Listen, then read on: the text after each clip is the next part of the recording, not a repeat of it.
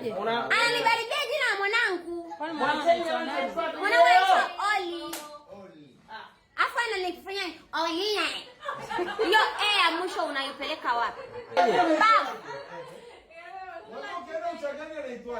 Sitaki mnaniharibia jina la mwanangu. Sasa uchagani utawakanya wangapi? Nitawakanya wote watakao niharibia jina la mwanangu. Mmoja wapo ni maanza na nini? Oli.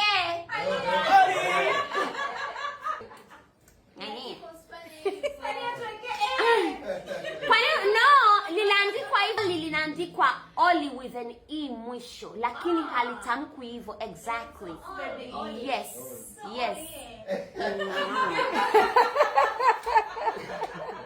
Anikwaza mimi huyu binti. Anikwaza ubinti huyu. Anasema tukija sasa hivi wema. Ona mama Oli. Mtampiga. Akikuona akuelewe. Tutapigana humu ndani nakwambia. Tutapigana Latifa. Niko serious. Sipendi mimi kuharibia jina la mwanangu. Shangazi yake.